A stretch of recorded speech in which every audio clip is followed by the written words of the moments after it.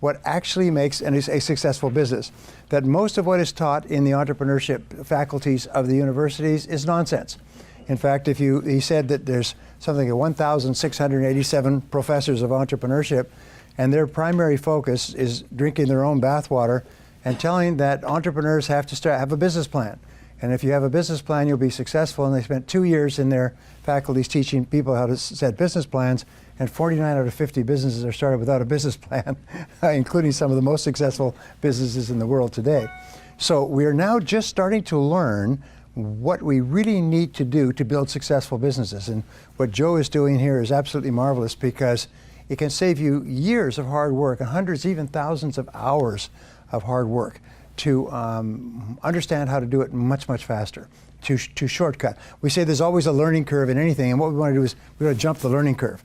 We don't want to spend years and years learning what we need to learn to reach a certain level of income. And so I've majored now in the last few years on doing seminars and talking and books and articles and programs for owners and would-be owners of small and medium-sized businesses. Now I've got 45 minutes, so I'm going to have to condense what sometimes I share in seminars for days, but I understand you're some of the smartest people in the world, so that you can take a lot of information in a short period of time. Is that true? Mm-hmm. Yeah. Did anybody not understand the question? So I'm going to try to bottom line several of the concepts.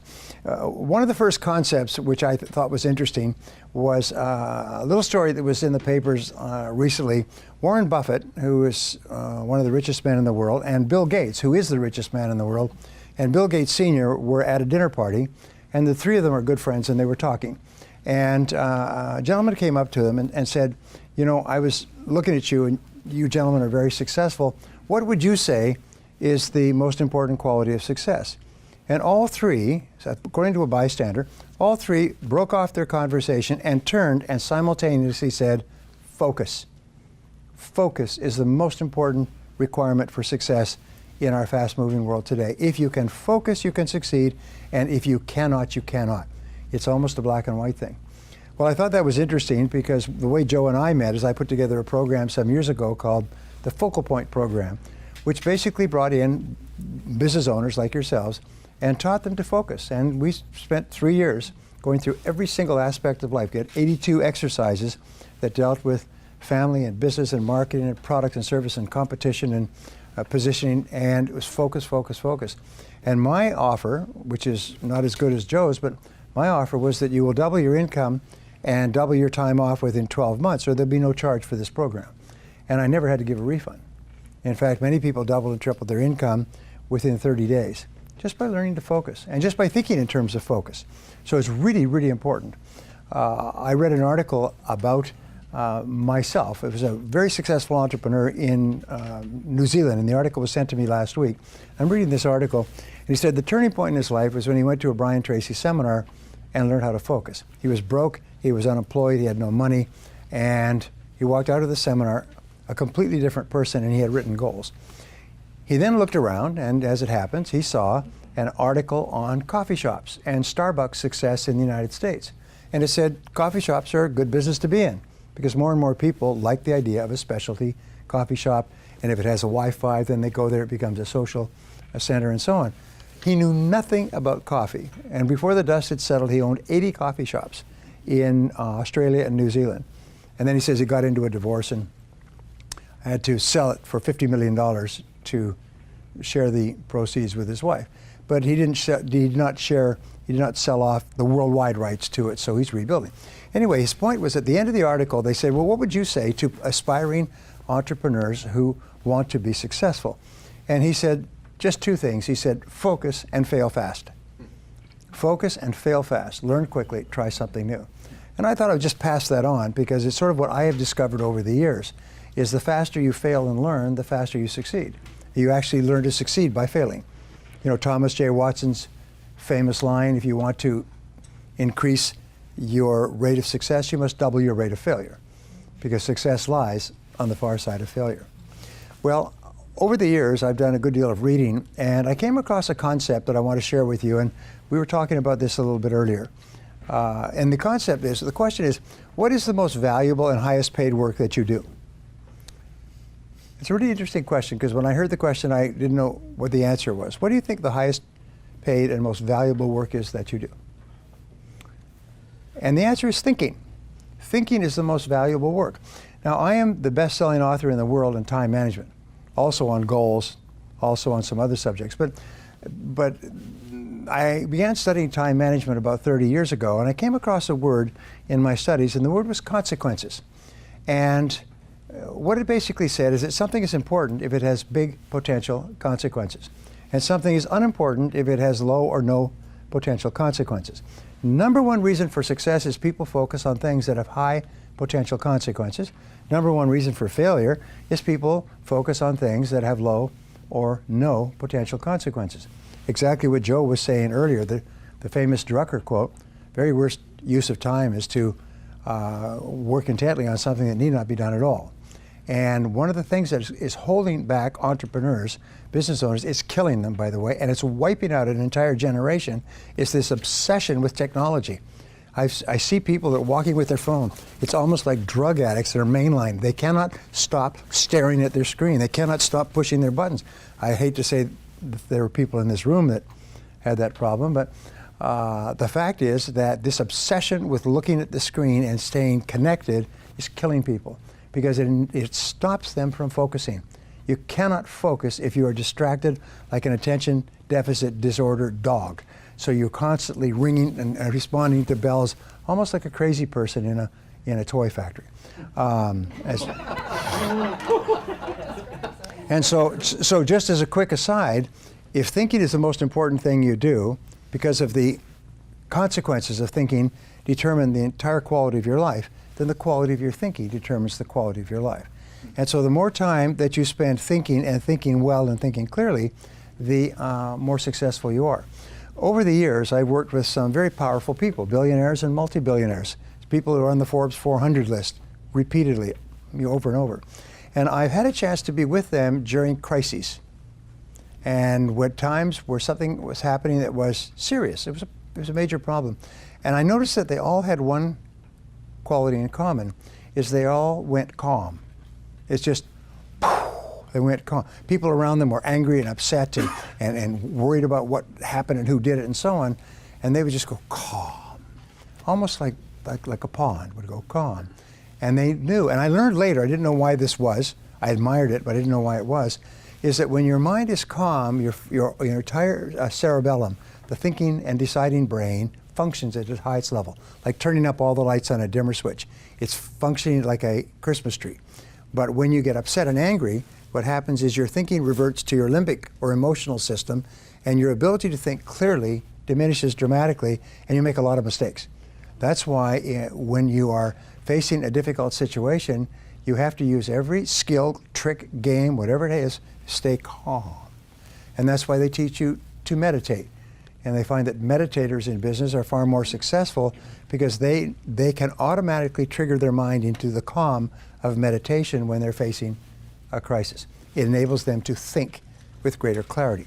Now, a couple of years ago, a man named Daniel Kahneman, a very fine man from reading him, who had won a Nobel Prize in psychology and neuroscience, wrote a book called Thinking Fast and Slow.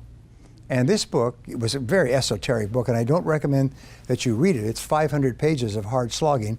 I will give you the essence of, I do the reading, pass it on. I will give you the essence of the book. He said that there are two types of thinking. There's fast thinking and slow thinking. Fast thinking is intuitive, it's instinctive, it's automatic, it's reactionary. I think of it very much as how you would drive through busy traffic. You're not giving a lot of thought, you're just interacting. He said the other type of thinking is slow thinking. And slow thinking is where you just slow down the thinking and take time to think through issues. Now, if an issue has little or no consequences, then you can think quickly. You know, what do you have for lunch? What do you pick up on your plate from the buffet? Where do you park your car? These are the consequences of these decisions are almost non-existent. But if it's a major issue, then you say, wait a minute, this requires slow thinking. Here is his contention that made the book a bestseller, is that the biggest problem that people have is that where they should use slow thinking, they use fast thinking. And entrepreneurs are extremely guilty of that. is we make important decisions that have long potential consequences, including affecting the lives of people and costing money and even leading to the bankruptcy of a business. We make those decisions with fast thinking when in reality we should be making them with slow thinking. Now, I'm a great Drucker fan, as many people are, and Mike was saying something about hiring the right people, and hiring the right people to work with you is very important. And the biggest mistakes you make is hiring fast. You hire people quickly. The best decisions you make are where you really take your time to hire slowly. And Peter Drucker said that fast people decisions are invariably wrong people decisions. Hiring an important person for an important job has tremendous potential consequences. So therefore, you need to take a long time. One of the things I teach, which is in my book, How to Hire and Keep the Best People, is a simple rule that will increase your hiring accuracy to 90%. And I've taught it to Fortune 500 companies, and they make it a rule within their companies to use Brian's rule. You cannot hire except by doing this. And I didn't invent it, I just studied the hiring practices of the companies that hire the best people and keep them the longest. And they all, at the beginning, have a certain process that they follow, and they follow it religiously, no exceptions. And so their accuracy in hiring goes up to 90% or better because they think more. Then the interesting professor at the University of San Diego last year wrote a book on sort of thinking fast and slow, but it was on decision making. What he said is the longer that you take to make an important decision, the better the decision will be, the higher quality decision. And Lord Acton once said, when it is necessary, when it is not necessary to decide, it is necessary not to decide. In other words, the professor said, buy as much time as you can for a decision. Put it off. If you can put it off for a day, a weekend, a week, a month, put it off. Some of the best decisions that you make will be decisions that you will allow to steep for a while, like water in tea. So thinking is the most important thing you do. We call it thinking fast and slow. So remember, anything that is important that has long-term consequences is a candidate for slow thinking. Discussing it with other people, sitting quietly, going for a walk, letting it ruminate in your mind, sleeping on it. You know, they say if it's a big deal, sleep on it. Hey, I hope you're enjoying this video, and I want to let you know that I have a new book that's come out, and if you'd like to get it absolutely free, there's a link below in the description, or you can wait till the end of this video, or you can simply go to joesfreebook.com and you can get a copy there. So there's 3 thinking tools I want to give you, and then 7 ideas. So the 3 ways of thinking, which I start off, the first way I start off every seminar is what I call zero-based thinking. And everybody who knows me for any period of time knows that I harp on this. Zero-based thinking comes from zero-based accounting, where you, instead of increasing an expense in the next accounting period, you ask, should we be engaging in this expense at all? Now with zero-based thinking, you look at your entire world and you ask this question, knowing what I now know, is there anything that I am doing that I would not start up again today if I had to do it over? This is one of the greatest thinking tools I've ever learned, because in a time of turbulence, you always have an answer for this question. Each person has an answer. Some people have multiple answers.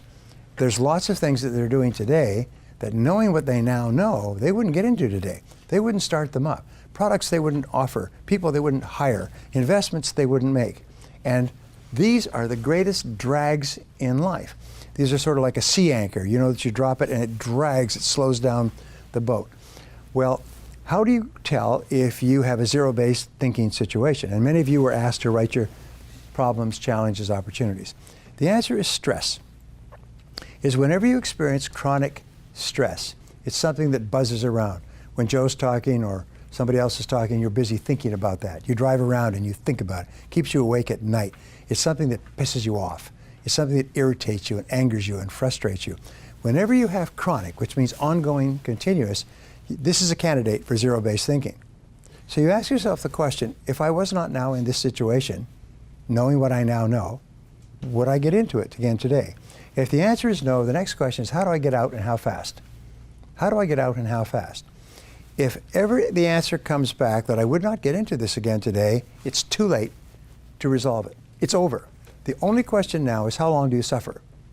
How much emotional suffering, how much financial suffering do you make before you walk? And so the most important requirement for practicing zero-based thinking, which a lot of people don't like to practice, is courage. I call it the C word. You need the C word. You need to have the courage to look at every part of your life and say, is there anything that I'm doing that, knowing what I now know, I wouldn't get into? Now, the starting point of zero-based thinking is always with your relationships, and those are both personal and business. Whenever I've given this talk, by the way, within a short period of time, divorces take place all over that city. People go home and say, geez, if I hadn't married this person, I would never marry them again today. And that's what's making me miserable. And many people are working their heads off on the outside to achieve success, but inside they're frustrated and unhappy because they're in a situation that, knowing what they now know, they would never get into. So I call this a quink analysis, and I'm going to ask you to do this for the rest of your life and do help other people do it. K-W-I-N-K, knowing what I now know. Do a quink analysis on everything. Do a quink analysis. In my company, what we say is, we look at every single person and on a regular basis, and we say, if we had not hired this person and they walked in today to apply for their current job, knowing what we now know, would we hire them? If the answer is no, they're gone that day. There's a little rule, by the way, that in one of my books, it says the best time to fire a person is the first time it crosses your mind.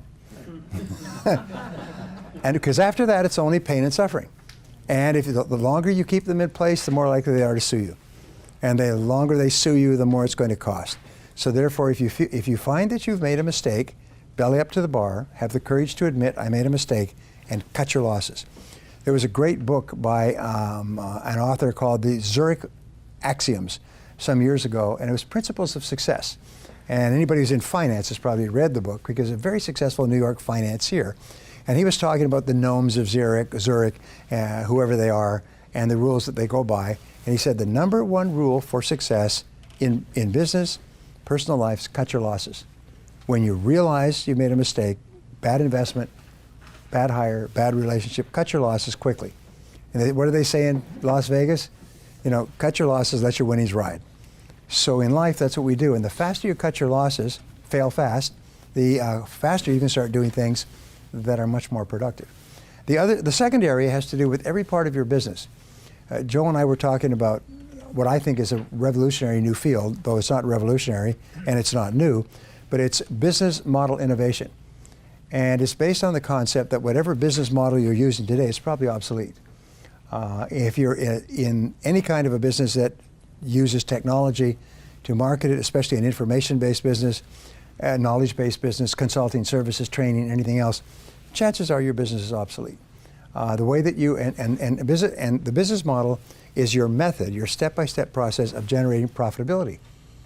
Now, there are some companies that struggle along, then find a new business model, and the next year their business is up 5 or 10 times. Profits are just overwhelming. They're living in big houses on the hill, driving Cadillacs and flying private jets, and you say, what on earth did they do? They changed their business model. And if you don't change your business model, if it's the wrong business model, two things are going to happen. Your competitors are going to come up with a new business model and eat your lunch, and or you're going to go broke. So it doesn't mean that your business model is wrong. It just means that you must be open to the possibility that your business model is obsolete, and that just means that there is a better business model. There's a superior business model, and your job is to find it. And again, there's no fixed answer to it, but I think that this is a great area of thought. I think this is a great area, and it's sort of like a tool for you to have. I wonder if I need to change my business model, which is your way of generating sales, producing and delivering products and services, getting payments, and achieving profitability. Well, so coming back to the second is look at anything in your business. Look at your products, look at your services, look at your people, look at the way that you advertise, market, and ask, is there anything that you're doing today that, knowing what you now know, you wouldn't start up again today? And the only question that you ever ask is, does it work? Does it work? Does it work? If it's not working and you can tweak it, then that's fine. If it's not working, have the courage to admit this isn't working and abandon it. Now, the third area has to do with investments in zero-based thinking. Investments of time, which people hate to lose. Someone said earlier that people hate to lose. It's one of the greatest emotions. We hate to lose time if we've invested a lot of time in a course of action, a project, a business, a relationship. The second is emotion. If we put a lot of emotion into a course of action, a product, a course of study, a relationship, or money. We hate to admit that we made a mistake and that what seemed like a good idea at the time has turned out not to be a good idea, and knowing what I now know, I wouldn't get into it. And have the courage to cut your losses and run. Now, the reason I teach this first is because you can't make any progress unless you clear the decks, unless you get this 800-pound gorilla that's holding you back out of your life. And then many companies that I've worked with literally transformed, became multi-million-dollar companies when everybody said, all right, we're going to go through and do a quick analysis on this whole company, and realize that half the things that we're doing and half the people working here are not the right people for us at this time. And half the products that we're offering aren't selling and never will. They've been replaced by better, cheaper, faster products in the marketplace, so cut your losses. What happens when a big company gets into trouble? They bring in a quick analysis man, and he comes in with a chainsaw, and he shuts down all the factories and all the stores that are not profitable, and the company goes from profits to losses in 1 year. Anyway, the second thinking tool that I teach people is WPO thinking, which is worst possible outcome. In everything that you're doing, always ask yourself, what is the worst possible outcome of this course of action? And can I survive it if it were to occur? And if not, what could I do to make sure it doesn't happen? One of the number one reasons that we worry about anything in life is because of fear. And when you ask yourself, what is the worst thing that can happen in this particular situation? And then if you can say, all right, if that happens, I'll live with it. Then your worry goes away, and your mind goes clear and calm, and now you say, now what can I do to make sure that the worst does not happen? And then you become proactive, and you take charge of your life. The third thinking tool, I hope I'm not going too fast for it. The third thinking tool is called the principle of constraints, and it's one of the most important thinking tools ever discovered.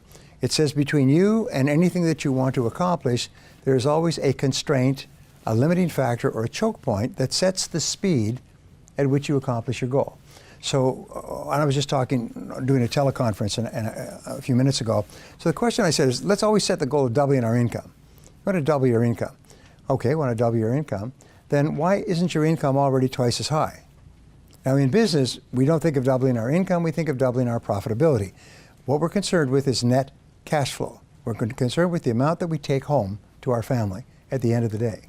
Not the gross, but the triple net. So we say, if I want to earn twice as much, and everybody in here can and will earn 2, 3, 4, 5 times as much sometime in the future. If I want to earn twice as much, why aren't I already earning twice as much? And the number one reason for most people is distraction. So they're so distracted, they're doing things of low or no consequences. But we found the 80-20 rule applies to constraints. 80% of the constraints that are holding you back from achieving your financial goals are within yourself and within your business. They are not on the outside. They are not the competition. They are not the market. They are not the people in Washington or the taxes or regulation. 80% are within yourself. So the mark of the superior person is whenever they have a problem, they say, what is it in me that's causing this problem? Mike and I know this very, very clearly. What is it in me that's causing this problem? In illness, by the way, 85% of illness is psychosomatic. As Dennis Waitley said, it's not what you're eating, it's what's eating you that's causing the problem. And so the starting point, and the first thing a doctor will tell you, or a psychologist, is what is it that you're not dealing with? And you can go back to zero-based thinking. What is it that you have in your life that if you had to do over, you wouldn't do it? So ask yourself what's holding you back, and usually it's the quality of self-discipline, or it's a skill. Now, one of the things that changed my life forever was when I learned that all business skills are learnable. You don't have to be a genius to learn any business skill. You can learn any form of technology, as Mike has proven that with his products. You can take a person who's basically shoveling shoe polish in Shabokin and teach them how to be technologically superior enough to earn a living from it. Every business skill is learnable. And so I say, what one skill, if you are absolutely excellent at it in your business, would help you the most to double your income?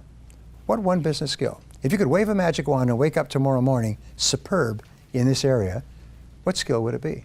And you know, when you ask that question, everybody knows the answer. They know what it is. But here's the challenge.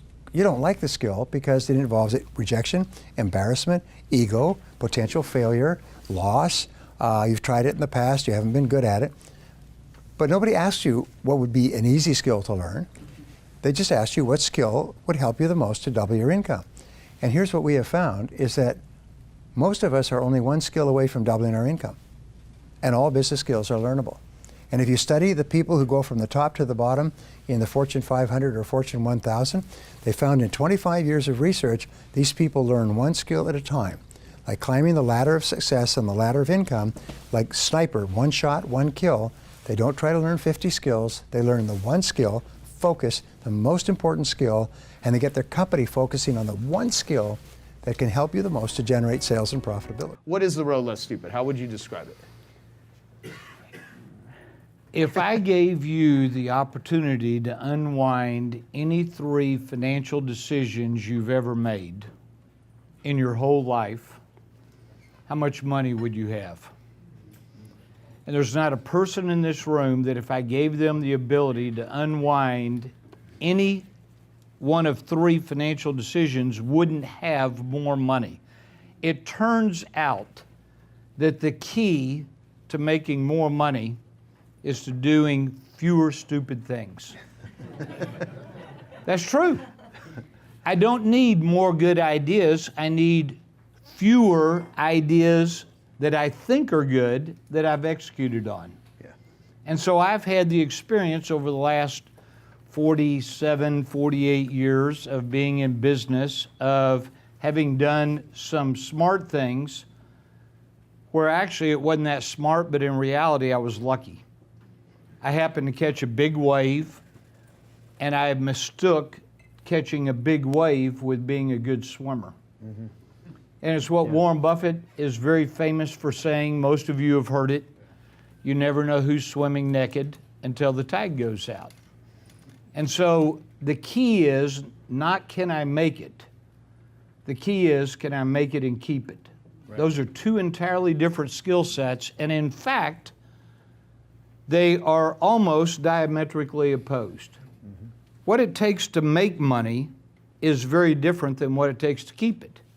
And most people are so obsessed with making it that as they become more successful, they do stupid things, which winds up sabotaging their overall success. Right.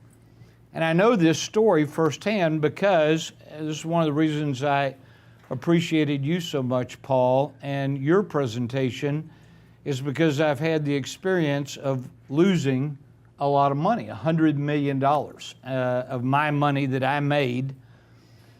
I didn't inherit it, I made it.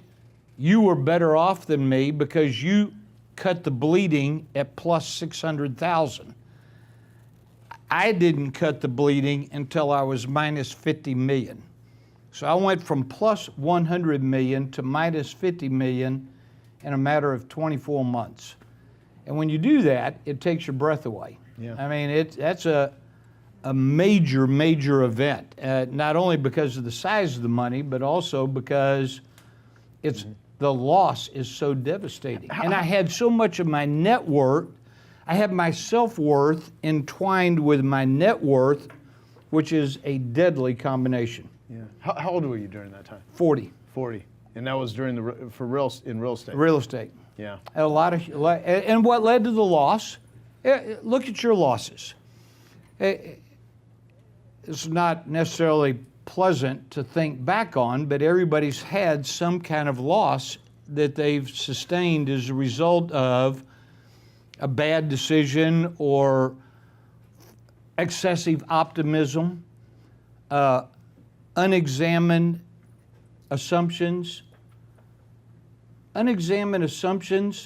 faulty expectations, excessive optimism are killers. Mm-hmm. Arrogance is killers. Hubris is a killer for creating and sustaining wealth. So the goal to me is not to get it. Mm-hmm. The goal is to get it and keep it. Right. You can get lucky and make it.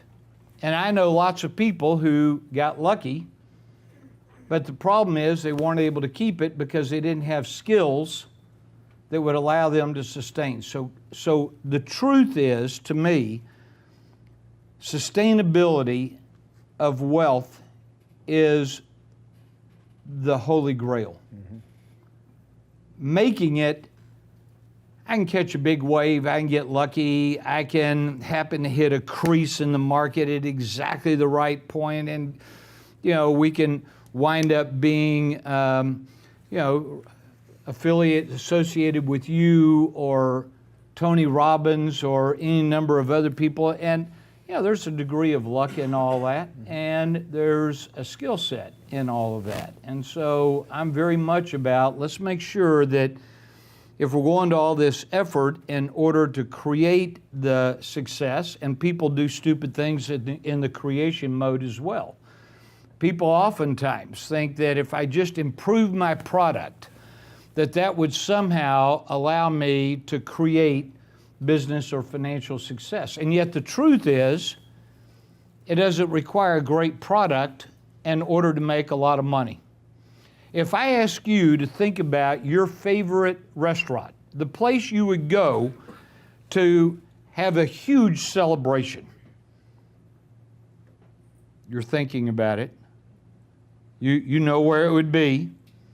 There's not one person in this room that's thinking about McDonald's.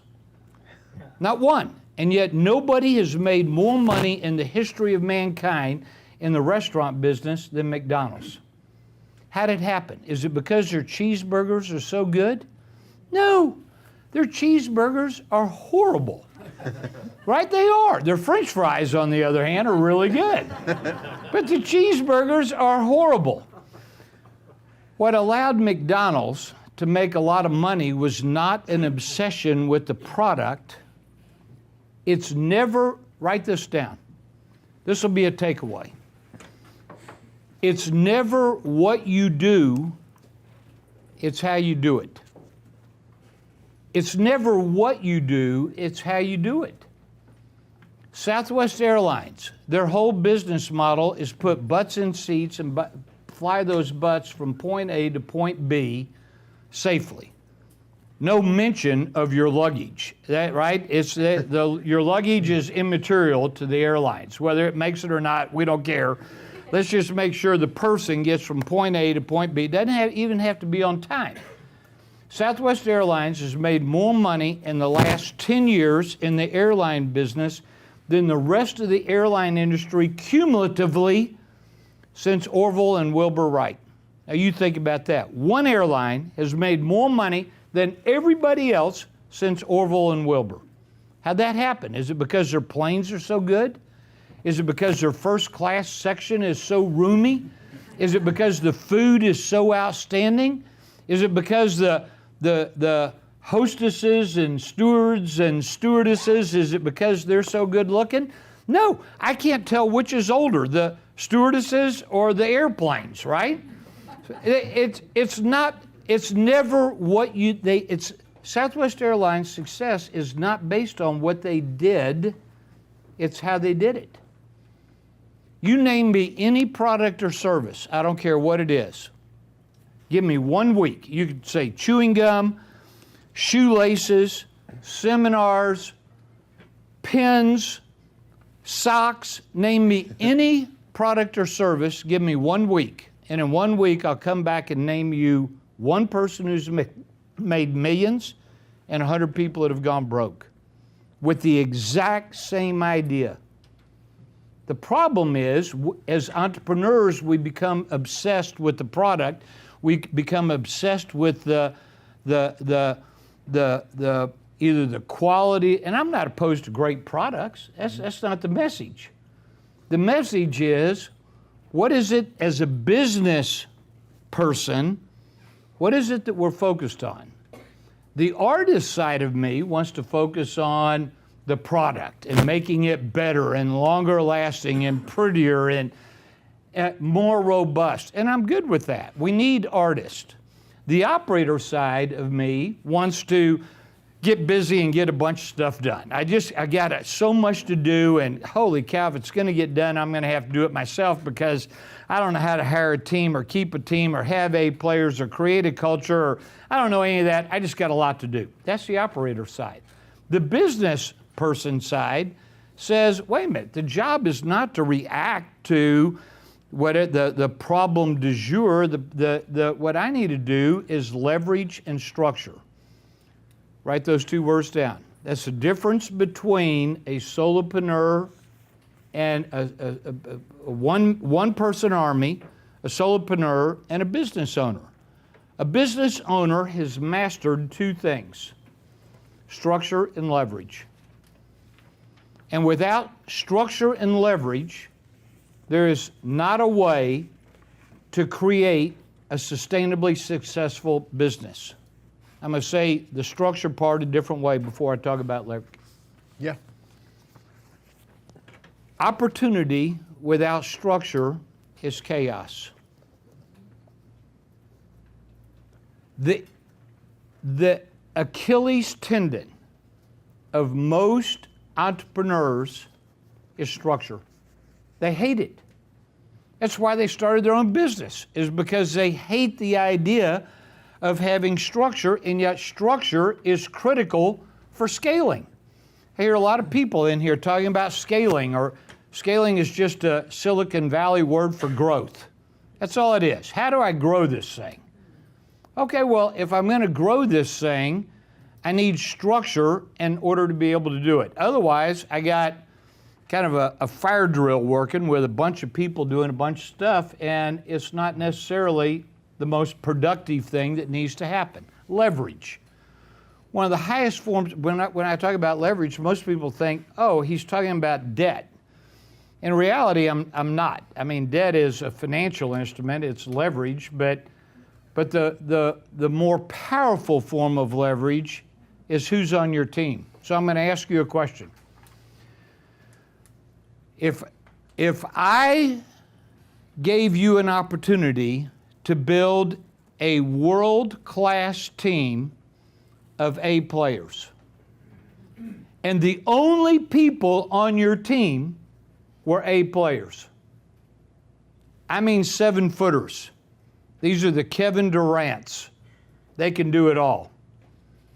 If you only had a team of A players, how many of your existing problems that you have right now would go away? Disappear. It turns out the problems that most of us are dealing with are not even really the problem. Eunice, this is where I need a little whiteboard, if I can get one. Yeah, right here.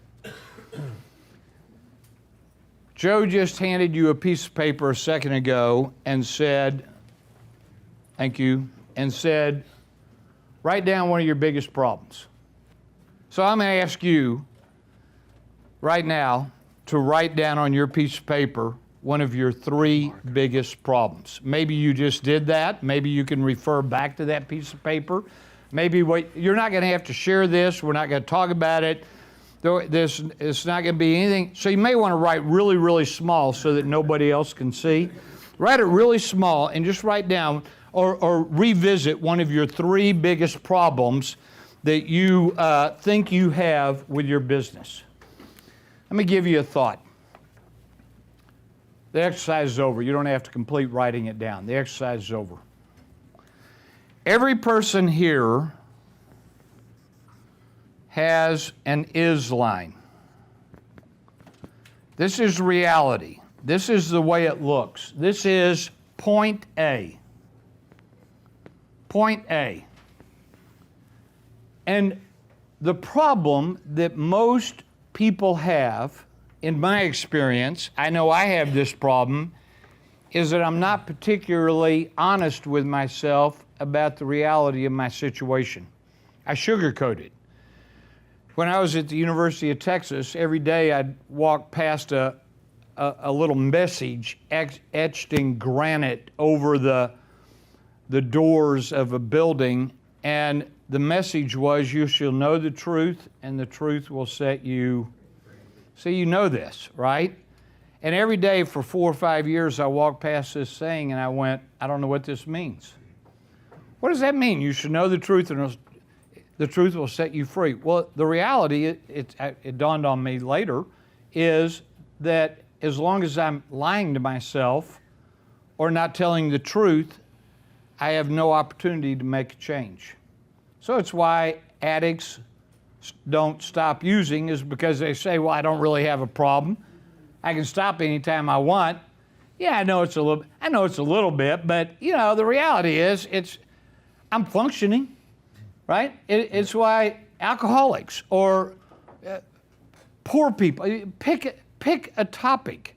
People don't tend to tell themselves the truth. This is point A. We also have point B. Point B is ought. This is the way I'd like for it to look. This is point B. And it turns out that most of us are experts on point B. We have massive clarity on the way we would like for it to look because we've done all this visualization, we've done all this goal setting where you make a goal and then you make it vibrant and then you turn it into black and white and then you bring it closer and farther away and then you put music around it. And so we're really good at visualizing what ought. We tend to suck at what is. And when asked what our problem is, we describe the gap. The gap between where you are and what you want is what you typically describe as the problem, when in reality, this gap is not the problem. This gap is the symptom. I just asked you, Joe just asked you, the last exercise you did, write down one of your 3 biggest problems, and everybody got busy. Real quick. We knew what the problem was because we were visualizing the gap between where we are and what we want. When in reality, that's not the problem, that's the symptom. The gap sits right here. The problem sits right here. This is the problem. This is the obstacle that I need to overcome in order to move the needle on my is line. In order to move the needle on my is line, I need to get clarity on what it is that's truly blocking my forward progress. What's blocking my forward progress has nothing to do with where I am versus what I want. What's blocking my forward progress is the obstacle that sits right here. And it turns out, Joe, that the hardest part of thinking time is getting clarity on the problem that is. If you don't have clarity on the problem that is, you'll be tactical instead of strategic. So I say, I'm 10 pounds overweight. What do I want to do about it? Well, as long as I view the problem as being 10 pounds overweight, which is not the problem, that's the symptom. Hello? Hello? Are you with me on that? Being 10 pounds overweight is not the problem, that's the symptom. But as long as I identify being 10 pounds overweight as being the problem, then what I will lurch to is, okay, should I buy a jump rope or should I join a gym? Should I buy Oprah's latest diet book or should I get a personal trainer? Oh, I know what I'll do. I'll get a piece of home exercise equipment. That's what I'll do. If I just had a Peloton bike in my house, then I would get in shape. Which is why most home exercise equipment and most diet books don't work. Because it's a tactical response to a tactical question. As long as I'm dealing with the symptom, I'm going to be dealing in tactical. And once I say it's not a tactical issue, I need to be strategic and think of strategic and identify the problem it is. So here it is, and then I'll stop, Joe. If I don't have clarity on the problem that is, I'll build a machine for the problem that isn't.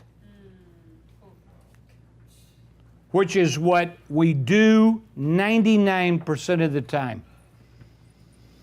We identify the gap, call it the problem, when in reality it's the symptom, and we're highly tactical in our response because we have a tactical question that we've asked, which winds up sabotaging our results. If you tell me your sales aren't high enough, I'm going to say that's a symptom, not a problem. If you tell me you don't have enough profits, if you tell me you have a crummy culture, if you tell me you have weak employees, if you tell me your balance sheet is screwed up, I'm going to look at you and say, all those are symptoms. What's the problem? So if I gave you an opportunity to rethink the problem that you identified a minute ago, is that really the problem? Really? Is that the problem? Is that the core root underlying problem that's blocking your forward progress, or is there something below that, something buried, where you got to get busy and figure out what in the world is going on? So business to me is an intellectual sport. It's chess. Money and business does not respond well to emotions. Warren Buffett said it, optimism is the enemy of the rational investor. It turns out in business, optimism is your enemy, which is why one of the pieces of advice that you gave is so good, Paul, which was we all need a board. We need advisors. We need people that we will listen to. The higher you go or the higher you want to go, the greater the requirement to have somebody around you who will tell you the truth. Because I can't smell my own breath. I can smell your breath, but I can't smell mine. I can't see my own swing. I can see the shot. I can't see the swing. I need people around me watching me swing who will give me advice, and then I got to be willing to hear that advice. Yeah. As long as I'm arrogant, right, unwilling to listen, it does no good to ask. So business is an intellectual sport, and the people that win the game sustainably have got skills and tools, which is why I wrote the book, The Road Less Stupid. How did you raise yourself from homeless to billionaire? I mean, how the hell does that happen? Well, I think if I put it in one sentence, which is difficult to do, when you're really down and out and you're at the very bottom, all you can do is look up. Yeah. You know, I think it's kind of in life, a lot of times when people are down, they look at how to survive while they're down, but stay at that survival mode long term. Opposed to, I'm going to learn how to survive right now and make it, but I'm immediately going to work towards the next step, and the next step. Yeah, great.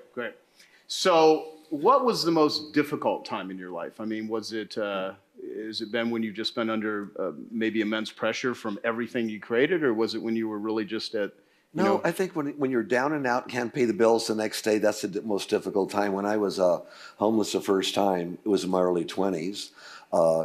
My wife just couldn't handle being a mother anymore, so left a 2.5-year-old in my arms and wiped out all the money we had and never paid the rent for 3 months. So we were actually evicted within 3 days of the time that happened.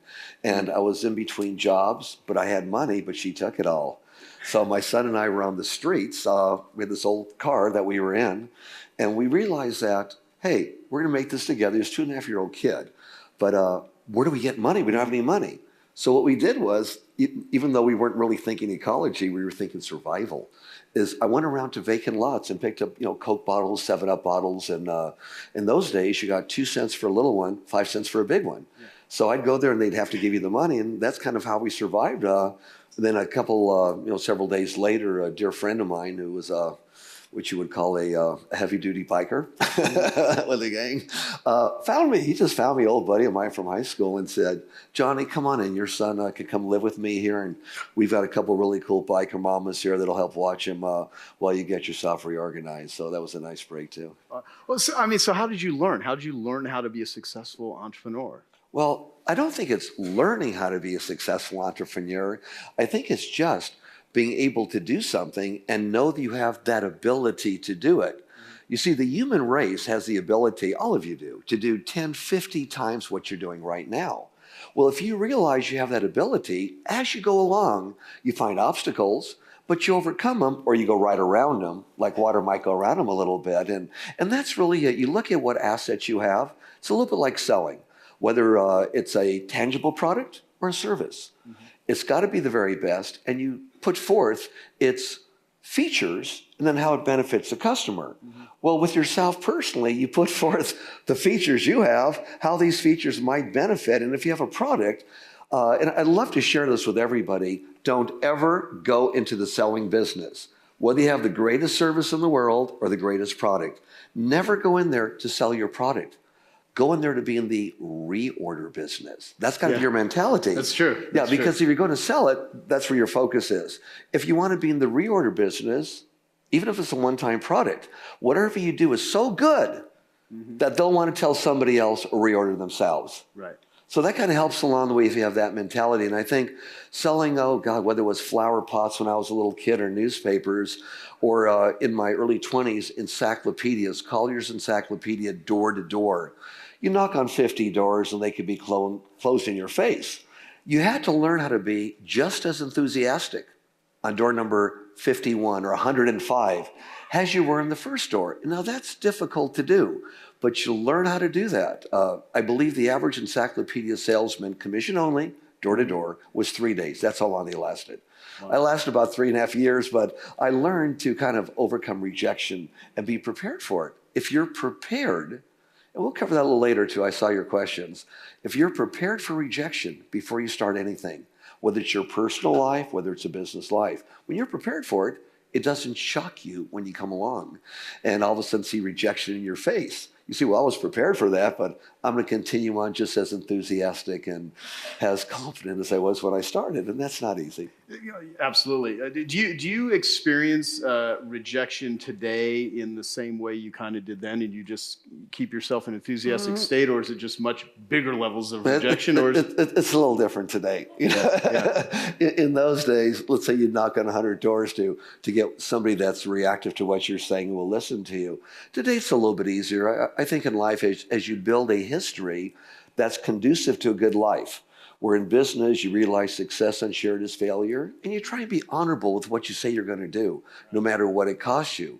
Well, it gives you that clout to be able to talk to people, and they know, here's a sincere guy. You know, this guy's a track record of doing things right and not ripping off anybody. And, you know, by gosh, there are ups and downs. There definitely are, but much more easier to overcome today. Yeah.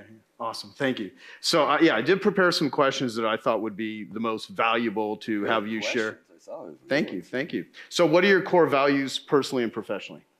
Core values are, I would say it's the golden rule.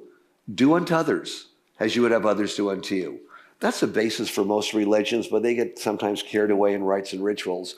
But that's the core value. Do unto others as you'd have others do unto you. And then it's the feeling of knowing that success unshared is definitely failure. In other words, when you make it, it's not really just about yourself making it. Hey, if you make it, you know you made it. But along the way, one of the great lessons to learn is it's not all about you.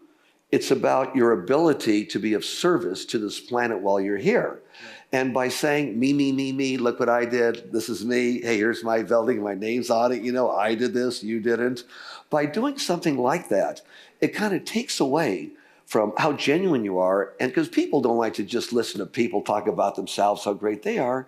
They want to now incorporate it to make them successful also, or do something a little different. And I think that's very, very important. Yeah, you know what? I hang out with a lot of, you know, quote unquote successful people. Most success in this culture is viewed, you know, financially. Sure. Although I know a lot of extraordinarily wealthy people that are miserable bastards. So, you know, there's a difference there. The thing that it always annoys me is if there's someone that knows the answer to something, and there's a person who is asking them about how to build a business or how to do something, and they know what to tell the person, but they kind of withhold it. They don't say anything. And I love what your whole notion of, you know, success unshared is failure, because I think that's why, because so many people that know you have said so many great things about you. Such a nice guy, so caring, so generous. And my experience with you has been absolutely that. You just want to be helpful. You know, Joe, it's also very self-rewarding. We look around, and I'm a child of the 60s, so I know what we were looking at in the 60s for self-rewards. But anyways, the highest high you're going to ever get in your life, the highest high, if you want to be satisfied, the highest high you'll ever get is to do something for somebody else and ask absolutely nothing in return. Boy, do you feel high, and are you energized? And that lasts a while. It's very contagious. Yeah, totally. Thank you. So what is your decision-making process or thinking when it comes to investing your time, your money, your energy? Sure. It's very important because time is the most valuable thing you have. Is one, make sure where you're putting your time and energy is something you want to do, not just because you're exploring with people you don't like or a business you don't like or a situation you don't like. Time is so valuable. Try and speak, if you're speaking to people or a situation, to people you feel there's hope for that you could do something with to do something great, not just make money. Whenever you go into business or in a relationship with someone just to make money, then it means you've already decided to take a portion of your time to make these papers that are backed up by nothing but will buy stuff. Call it a possession. We have all these great possessions. Well, if you have these great possessions, could you give them away? If you had any possession, you could give it away. Hey, great, it was a possession, and you moved on. If you can't give that possession away to somebody, just give it away. Then it possesses you. Yeah, yeah, it's true. When I look out at a lot of my friends, they don't own their houses, their boats, their planes, their stuff. It owns them. So there's that's very, very important in life. I think you develop a way of, having what you have our wonderful things, but understand that you have them. And if something happens to them, don't get upset. If something happens, don't get upset. If you lose some money, don't get upset. Just be so gracious for what you have already and know that you're going to come back and do something else. Yeah. I don't know how you would describe this, but my sense of when I think about you without really knowing kind of your MO on how you do it is that you are very skilled at where and who and what gets your attention. Like your attention is such a valuable asset. And when I first met you, I was introduced to you by our friend Dave Kekich. And then you called me because you don't have an email. Yeah.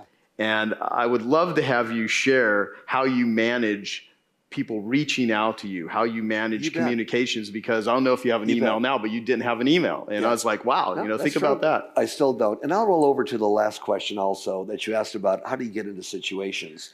When I started John Paul Mitchell Systems, I had been in the beauty industry, and I knew there was an opening for products that were unique and different that weren't in salons. Even though I had no money, that's what I went after. When I started Patrón Tequila in 1989, we were doing shots, you'd hold your breath. I knew there had to be a way to get something so smooth, and the world was ready, no matter what the cost was, of a sipping tequila. Hence, Patrón came out. Harley Distributor says you'll never make it. It costs too much to make it. You have to sell it for $37. And who cares if you sit around and sip and enjoy that tequila? And even though you don't get a headache the next day with Patrón, unless you drink the whole bottle, we don't advise that, okay? They said people don't care, but they do care. And I believe that there was a better way to do it. When I got involved with John Paul Pet, I knew there was a business I would start where my profits would help out pets throughout the world with the profits, not with me. I knew it had just a good thing. When I got involved with Irwin Jacobs and Marquis Yachts, that was something that I did, that realizing that during the bad situation of 2008 to 2011-12, that the boat industry was down. But if you had the highest quality boats, by gosh, this is the time to get in. And that's when he and I got in it together. And I'll tell you a little bit later about Rock Mobile and about Avio. But you look for the situation, the quality of the product, what the end result's going to be, and the people you're with.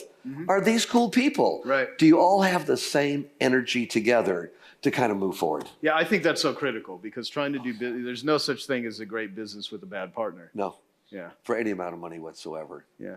So you obviously, like, how big is, between your companies, how big is your team, your staff, your employees? We're in the thousands. Yeah. And we don't tell Forbes everything because I like to be low key. In fact, I wouldn't even be on that list if it wasn't for Bacardi getting involved to get a little piece of Patrón minority interest many years ago. I try and stay off that list.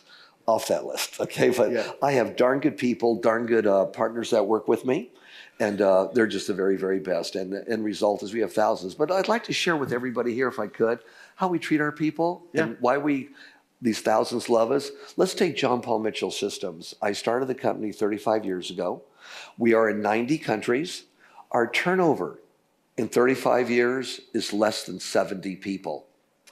But I teach people to do unto others as you do unto you. There were so many times, Joe, when I worked for people, at $1 for lunch. You don't get much for $1. So as soon as we could afford some money, first thing I did was give everybody free lunch. Today, even in Mexico with my staff and my partners down there, 1,500 of them that make the Patrón, if you work during the day, a chef makes you lunch. If you work at night, a chef makes you dinner. You want to pray, I build you a chapel. At John Paul Mitchell Systems, no matter where you are, you've got free lunch. If you carpool, we take care of that gasoline for you. So you do things for people. If we have a good profitable year, and every year we have, we share through profit sharing with all of our people.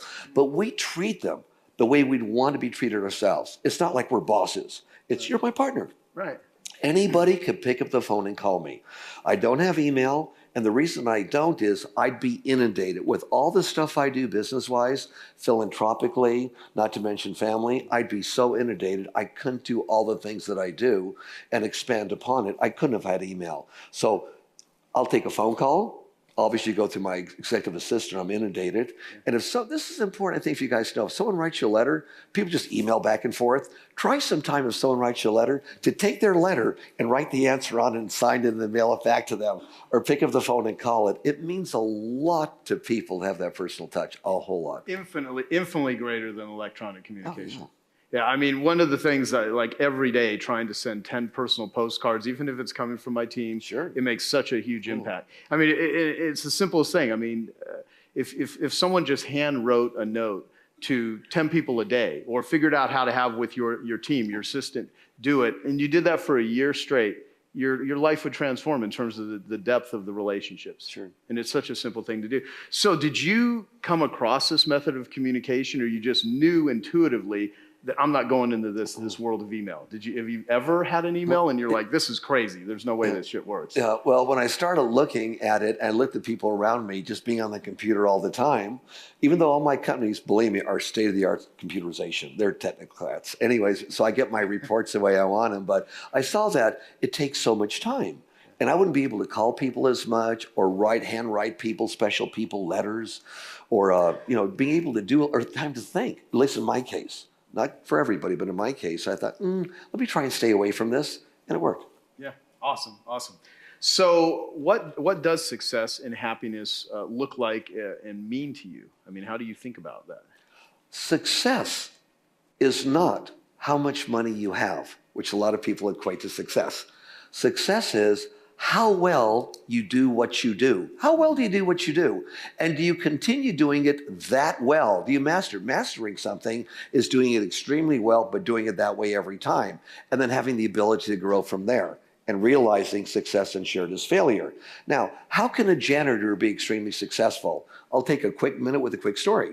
Worked all my life from 7 years old, and then paper routes at 11 years old throughout high school. I worked for a while at Stewart's Cleaners. I'm the guy that swept the floors, put the little drape on the hanger, and just did all the work after school and on Saturdays. And Stewart was so tight, this guy squeaked. They paid me $1.25 an hour because he had to, or he'd give me 75 cents an hour. Anyways, one day after school, he calls me and he says, Johnny, come over here.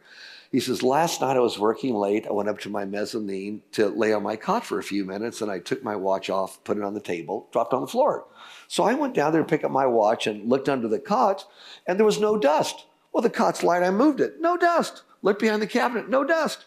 Picked up a rug, no dust. You clean this as if I'm watching you every single minute. But Stuart, that's my job.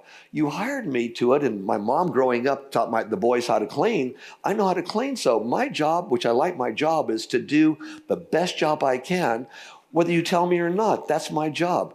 He was so touched. He said, Johnny, I'm giving you a 25-cent an hour raise to $1.50 an hour. Oh my God, for Stuart to do that, it's like, wow, I won the Academy Award. So, but the lesson learned is this: successful people, whether you're working for somebody else or working for yourself, do whatever you do as if whoever's really involved is watching you every single minute do it. Right. And that's difficult for people to do. If you can do that, you do your job so well. I had a housekeeper once, 66 years old. Everything was great. I said, Deanie, go home. No, mister, I'm going to stay here. Okay, for the next 2.5 hours, watch Mexican television. I know you like to watch it. No, mister, I'm not going to do it. Why? She says, because I'm 66 years old. You think I'm going to waste my life watching television? I'd be more productive and happier if I found something I missed dusting. I'm going to go through the whole house again. And she was genuine in what she said. Wow. She loved what she did and who she did it for. That's success. That is really awesome. I mean, talk about just having that as an operating system, how that would just pave the path of your future. And don't be afraid to say you're wrong. Many of my staff will come over and say, JP, that's great, but this way would have been a little bit better. Be open to that. Can't be your ego. Well, yeah, you know what? Your idea is not bad. Mine's not the best one in the world. By being open, also, it helps you grow. Well, so what would you consider yourself just really skilled at, and what are you just not skilled at? Do you think about it? Yeah, I would say I don't think about it, but I think what I'm really skilled at is being lucky enough in life to be able to have the ability to listen to somebody else tentatively.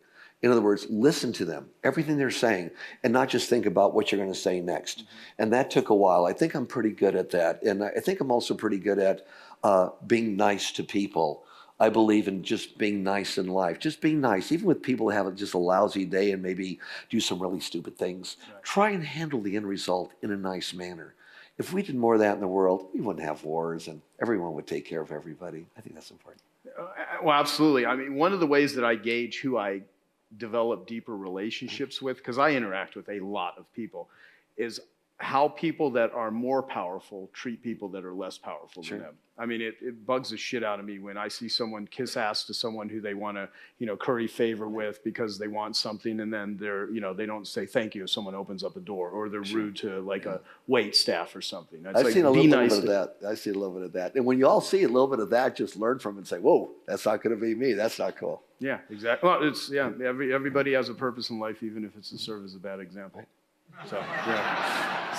So what are you not good at that you have learned to like avoid because it's just not your thing? Like Dan Sullivan has a thing called unique ability where you're skilled, and then he has What I'm not good at is taking all the time to do all the little details, fill out expense reports, just all the details. I leave that to accountants, or I leave that to other people that are much better than that, and try and take that segment of my life and think in that segment or do something else. I have a little saying that I picked up selling encyclopedias, and it's pay attention to the vital few, ignore the trivia many. Yeah. Too many people get tied up. I know I was at the CIA on a couple of times. I trained them in management motivation. And to Buzzy Krongard, their executive director, I said once, I want to teach all you guys here how to handle a piece of paper once. He said, at the CIA, if we could handle a piece of paper 100 times, we'd be doing good. Mm-hmm. Yeah. In other words, fewer moving parts. Try and pay attention to the vital few. Ignore the trivia many, or let somebody else handle that.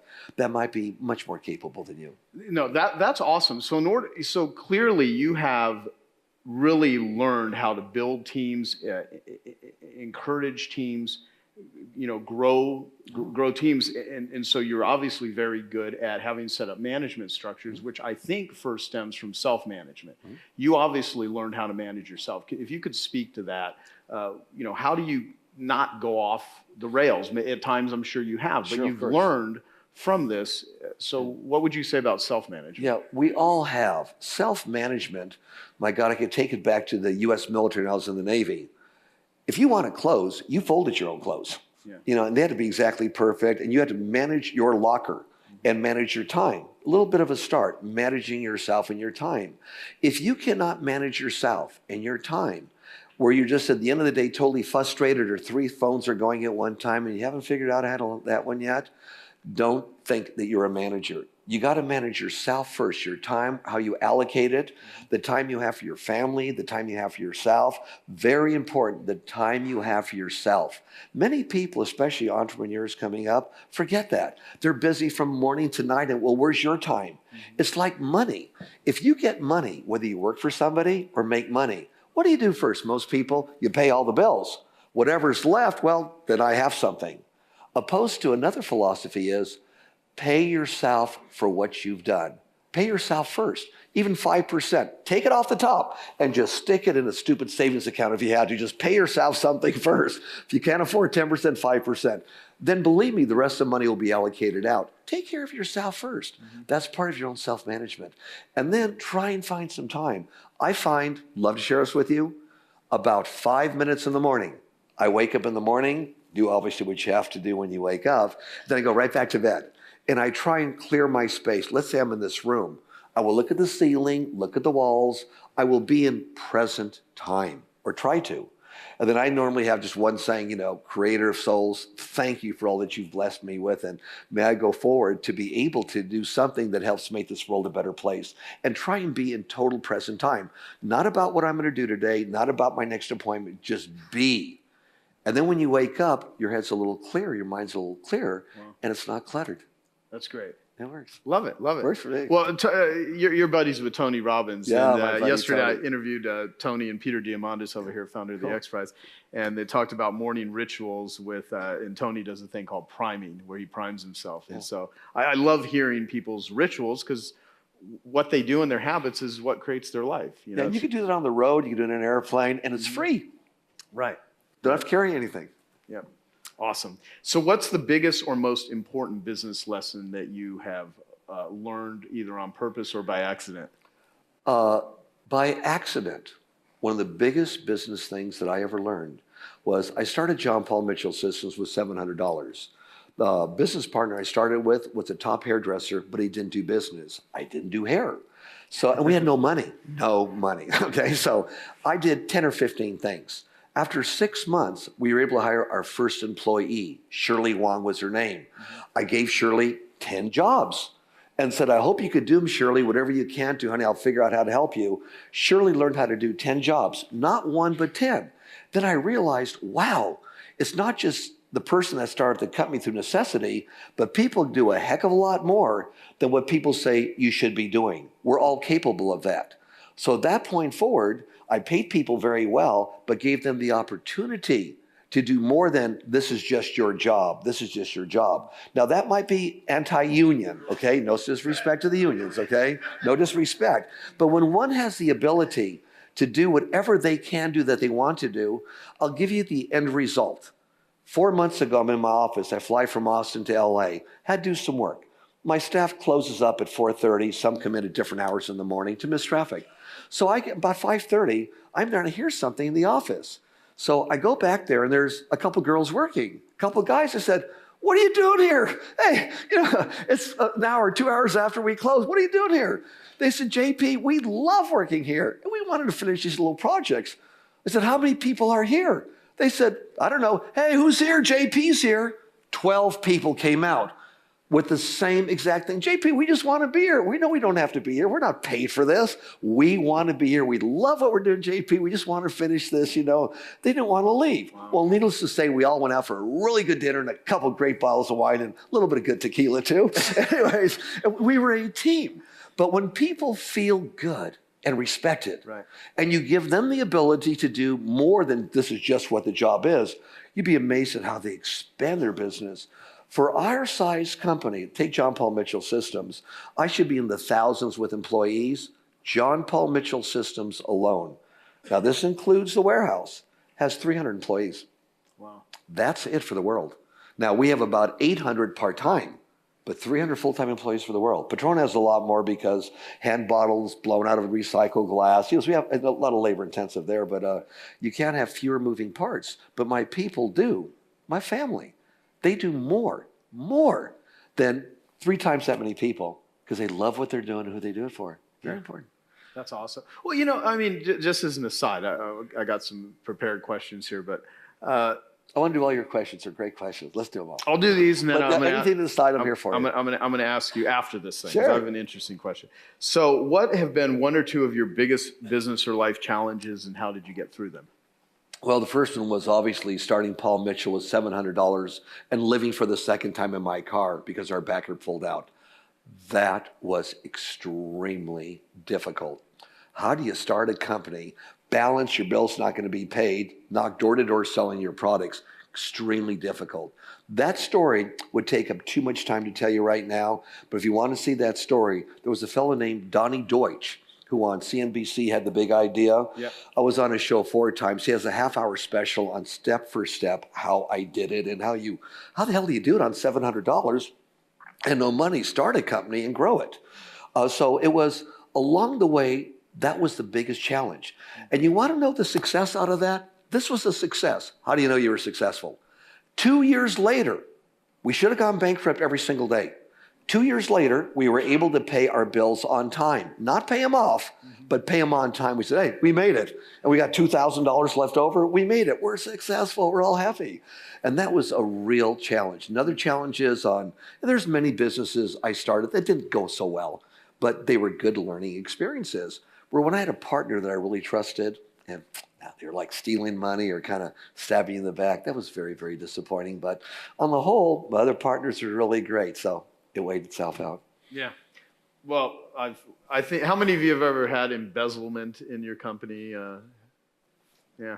So, I mean, usually it's not a matter of if, it's a matter of when. Yeah, and try and handle it with love. When you do, I mean, it's kind of like, you son of a, yeah. Anyways, try and handle it with love. Hey, you screwed up, man. Now, what are we going to do to make this right? You know, I mean, you handle these things when they come up, and it happens in life. You know, just something that happens, and I'm sure it'll happen again somewhere along the way. Yeah, awesome. Handle with love. So what's the most useful life and business advice you can give to someone who is a high-level achiever or entrepreneur? Not just startups, but people that are already at a certain level, because the vast majority of people here run very successful companies. One sentence. Success unshared is failure. One sentence. With your own people, with your family, with your friends, and the world. Success unshared is failure. We have 118 Paul Mitchell schools nationwide of cosmetology. They're all taught over several months a culture of giving back. They all do fundraisers. We pay for the whole fundraiser. Every dime goes into their local community, their state, our country, and the world to make it a better place to live. Success unshared is failure. And you don't need money to be sharing. You could do just something nice. Yeah, awesome. Thank you. So when it comes to money, making it, keeping it, giving it away, what should every person in this room know? Have 6 months worth of what it costs you to live in the bank, in cash. If things went wrong, I'm including about movie theater tickets, gasoline, insurance, have that in the bank. No matter what happens, you know you're going to survive the way you survive right now for a period of 6 months minimum. I would say try and eliminate as much debt as possible. Pay off your house if you can first. Very, very important. And then as you're making money, whenever you make money, don't invest it all. Oh my God, don't invest it all. You're investing it on the next thing to come along. That's fine. But take a portion of it of a secure investment you're not going to lose. Take a portion of that and be a little conservative on that one. So as you're building your own empire, you're building something for you and your family and your friends in the future that no one could touch. Then, of course, with others, you want to take gambles. You want to invest it in yourself and your own growth. But take a little piece of everything and pay yourself first, where it's a stable investment so that you feel really, really good. And the bigger you get, the harder it is to make sure you're investing money. I'm part of a group called the Giving Pledge. There's about 103 of us, Warren Buffett, Bill Gates, and a few of us, and we've already pledged. We were so blessed in life that 50% of our wealth, while we're alive or after we die, will go to make the world a better place to live. But we found in our seminars that we do, you've got to check who you give the money to. There's certain great charities, but 50% of it goes to fundraising. In one case, 80% went to fundraising, 20% went to actually helping the people out. So when you do that, check it out. But don't just give money. Give something that'll let somebody do something for themselves to continue. It's like you feed somebody, hey, it's good, and you should feed people. But when you teach them how to fish, they could do it themselves. So that should be part of what you're doing. What's the end solution long term, not just what's a Band-Aid. Gotcha. Great.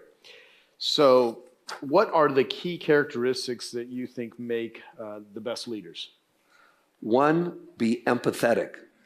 If somebody comes to you and talks to you and they're just pouring their heart out to you, listen. You may have been there yourself once and nobody ever listened to you. Listen to that. A great leader is someone that could listen. A great leader that doesn't look at, okay, what am I going to get out of this? The great leader looks at, what's the entire team going to get out of this? And how does this benefit the end customer?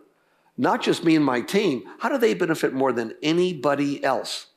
And when you have that mindset, it's easy to move ahead, and you're moving ahead with a lot of people that are right on the same, shall we say, thought pattern that you're on. Very important. Yeah, awesome. So what are you working on now because you're working on a lot of stuff that you're most excited I'll about. just mention two. And it's ways that, and those that have really made it, big financially or businesses, think about the next thing you do, how it benefits the world, and don't be too greedy in your profits. One of them is called ROC, R-O-K, ROC Mobile. We knew there was a better way. And if I could take someone that is spending $1,000 and immediately have them only spend $300, they just made $700. What's your mobile phone cost? Just, what your mobile phone costs you. ROC Mobile. And my partners are the biggest phone companies in our nation. Some of the biggest phone companies in the nation are my partners, my carriers. All the big record companies are my partners. $49.95 a month. $49.95 a month, right? All your phone calls, all your texting, all your data with no limitations, and all your music, over 20 million songs, all straight on down. No limitations whatsoever, flat fee. And in approximately, we think about 3 or 4 months, we'll be able to put on all international calls for maybe another $15, $20 on top of all that, no roaming. But in the United States, that's it. Well, that's revolutionary, because the average phone bill on a cell phone is a heck of a lot more than that. Can you do this with an iPhone? Yep. Any phone you have. It's done on any telephone you have. You don't have to, get rid of your phone. Take your existing phone. If you need a phone, they'll help sell you a phone. But, existing phones, any kind of phone you have, just transfer it on over. It's very, very unique. Now, you'll notice if you go online to rockmobile.com that whatever carrier you pick, maybe the carrier you already have, and it's a heck of a lot less what we charge than what that carrier charges. Well, if there's a charge to disconnect from that carrier, that $100 or $200 a month, or just $100 or $200 flat fee, you got to pay it. We can't do that for you. But when you look at what you save, maybe you'll make it back in a month or two. The other one is, and it's revolutionary, because I always wanted to affect, which most of us probably do, millions of people everywhere.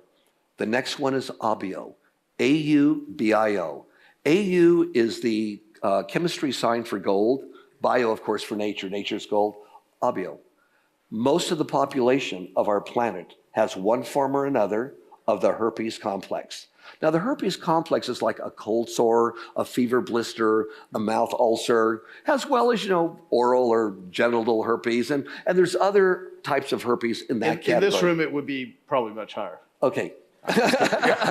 Anyways, I worked with some genius people. It goes all the way back to the Native Americans. And over the last several years, I have funded, put millions of dollars into it, double-blind studies and everything else.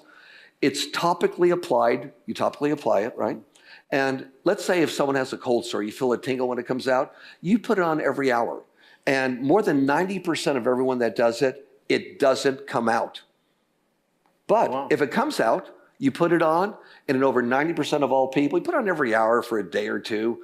In about 90% of all people, it disappears in a matter of a couple of days. It's gone. I mean, it's a revolutionary product, unbelievable. I did it under 2 conditions. Number 1, we'd be able to have something that was all plants, that was topically applied, and it is, all grown in the United States of America. Some of them are very hybrid plants, like we took some carnivorous plants and hybrid them. But number 2, and this is an important thing, I wanted to be available to everybody, and everybody could afford it. I didn't want it to sell for $1,000 a little tube or $500. I wanted everyone to afford it. Try a retail of $39.95. That's it. So now, and we just launched it right now, just being launched right now, but throughout the world, it's amazing. The majority of the world has one form or another of this herpes complex that this could address and be extremely beneficial on. And a lot of doctors and other people are very excited that we have something like that. And I know when I looked at your demographics, that about 30% of you somehow are in direct marketing. If you want to see what the model is with AUBIO, you're very welcome to, but I won't take your time right now. Go to aubio.com. You'll see what the model is there for merchandising that product, and they'll get back to you. Rachel or someone will get back to you. But that was something where I wanted something that was necessary. There was a need in the marketplace. Research had shown that involving plants on it did such a great result. I mean, people were blown away at what this product did. So I knew it was something that was necessary. I knew if I priced it properly, it was benefiting the world. So by doing that, yeah, maybe I made a little bit less money, but I still made enough money. And what do I do with this extra money? It's going to give me ways to go and help more people on this planet with revenues, do more things.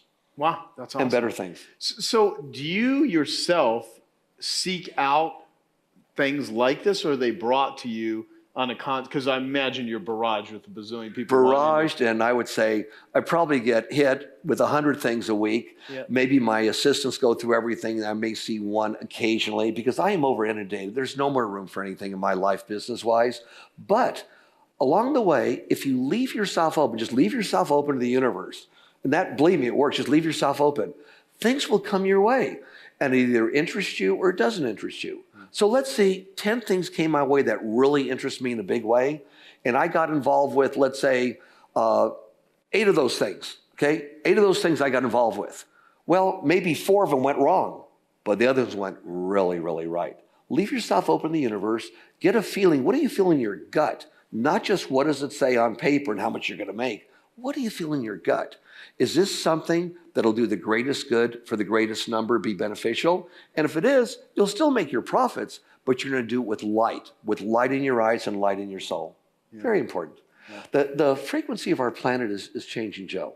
It's rising. More and more people, believe it or not, even if you look at the news, more and more people are doing things for other people than ever before. It is rising, regardless of how bad it seems in the news. The planet's getting better. Well, what's perfect is we got the author of the book Abundance, Peter Diamandis here, who has clearly proven that the world is getting better on all levels. That's great. So, what are you most proud of in your life? 2 things. One, and one of my fellow brothers from Horatio Alger is part of your group here.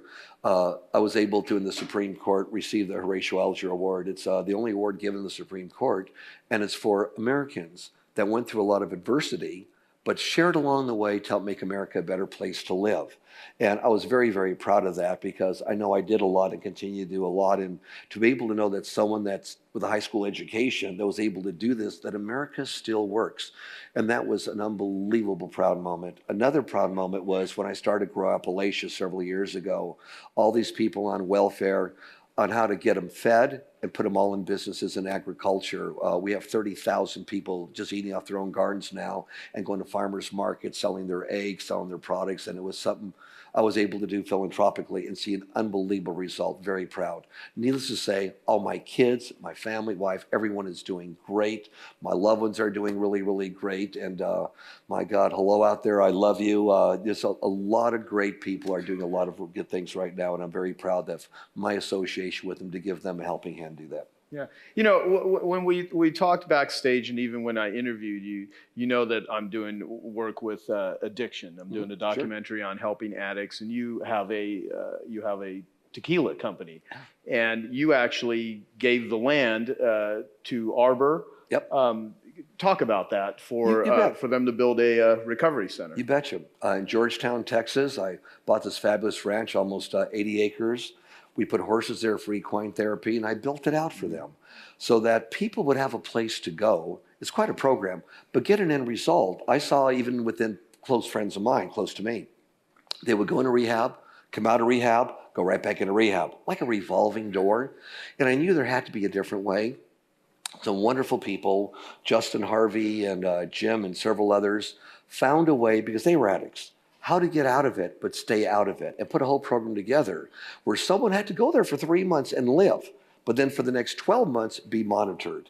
I believe they have the lowest return factor anywhere in the nation, maybe even the world, because they cared about it. Cost-wise, it was very exciting too. You go to some of these shishi rehab places, they're extremely expensive, $60,000, $70,000 a month. Their whole year-long program, actually it's more than a year, is I believe it's $48, $49. I mean, $1,000, that's all, and which is really cheap, consider there's room and board involved in this. Right. So they did, and they have a smaller program, but it was able to have good results. So therapy by communicating with horses, communicating with one another, keeping the guys and girls separated, and having a good end result. I believed in that, and by the way, I don't own any part of the company. I got the land, and basically at cost, I let them just pay me back over a long period of time for the whole infrastructure I put in for them. That's great. It's helping people out. Awesome. So, with Paul Mitchell Systems and Patrón and all, Rock Mobile and all the different things that you're doing, I can't help but think of like a guy like Elon Musk, with SpaceX and Solar City and Tesla.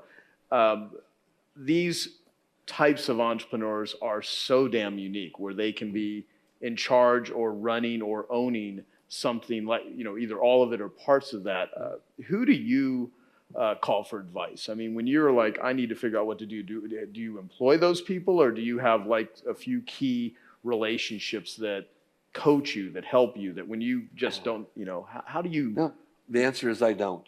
If there's something I don't know something about, I'll look within my own groups of families to see if there's someone there that can answer it, or I look for outside advice from someone that knows a heck of a lot more than me. I go out there and I seek it. I don't have a regular ongoing mentor that I go to. Okay. It depends. If it's law, I'll go here.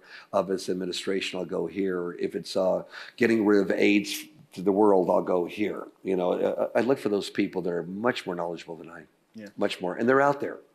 And I think I do this because if you go to one or two people, which is wonderful if you have good people, as long as those people are smart enough and kind enough to say, I know so much, but boy, this person's know a hell of a lot more, go to them also. Okay, I hope you found that video awesome and useful. So if you want to get a free copy of my book, I want you to click here. And if you want to watch some more videos that'll be useful and awesome, click here. Go ahead. You're over here. Do it now.